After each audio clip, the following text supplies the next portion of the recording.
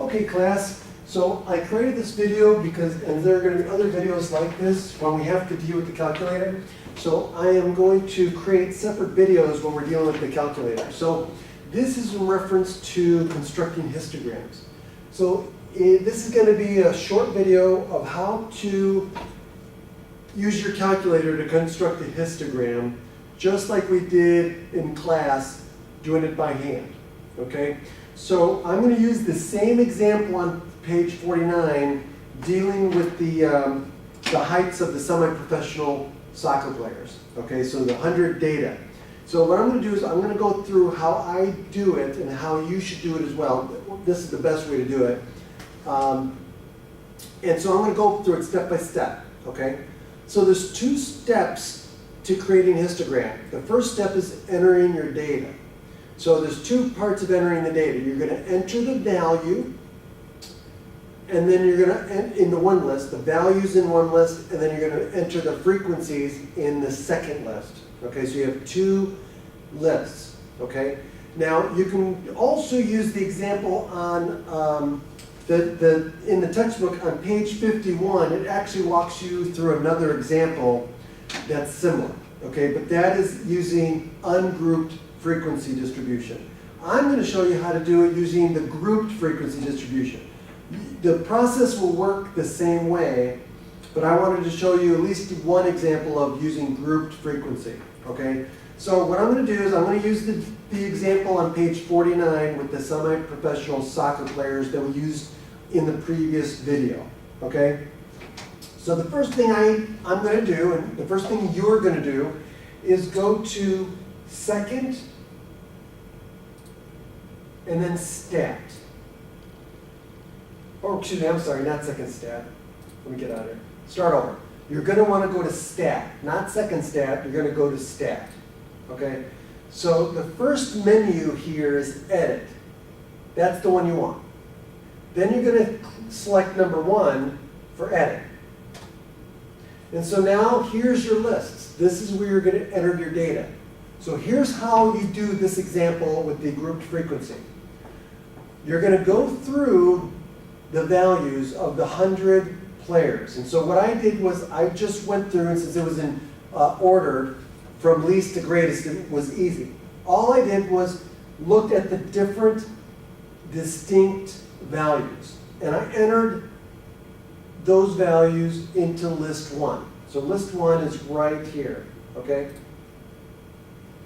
Okay, so this is list 1. So what I did was I started with 60, and then I entered down, all the way down, for each value, all the way down until I had all of my data values that I saw, which is this, okay? Now, you don't want to enter any other values other than what's listed in the data set, okay? And then what I did was I went back. Let me do it this way.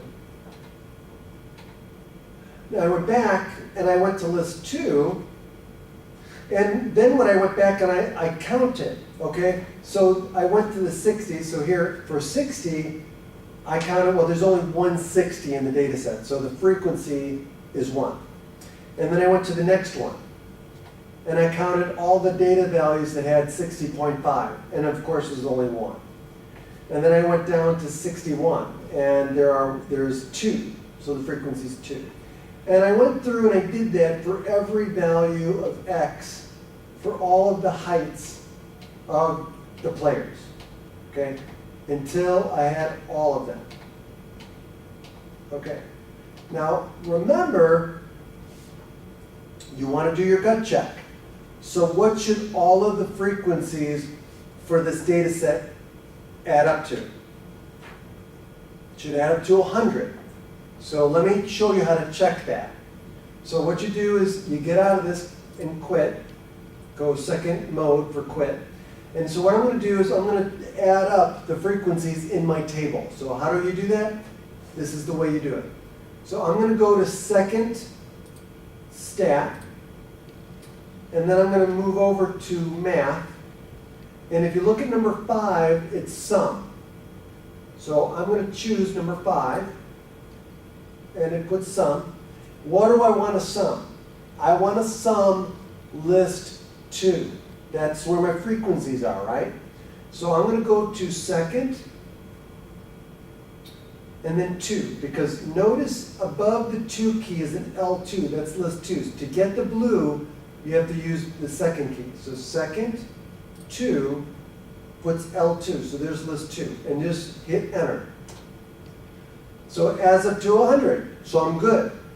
That's the first step. Okay, I got all my data in there, everything adds up, I'm good.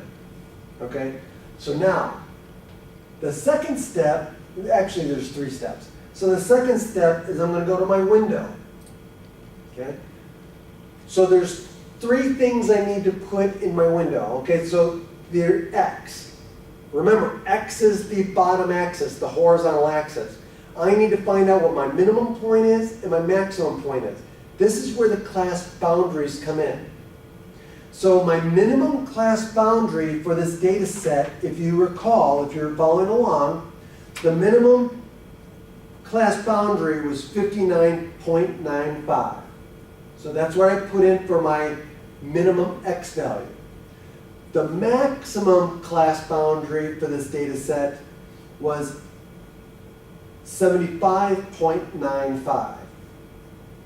So if you see, that's what I put in for my maximum X value. Okay?